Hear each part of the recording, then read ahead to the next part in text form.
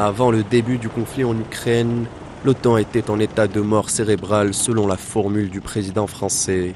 Le conflit ukrainien aura servi d'électrochoc pour une réanimation de l'organisation. Le choc de la guerre n'aura pas suffi à éteindre les dissensions internes au bloc, ravivant parfois des différends entre pays membres.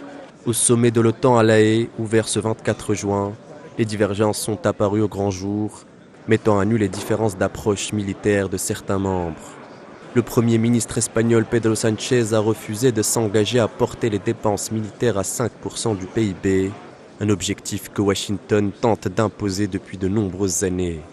Donald Trump a semé le doute sur son engagement vers l'article 5, le pilier de l'OTAN.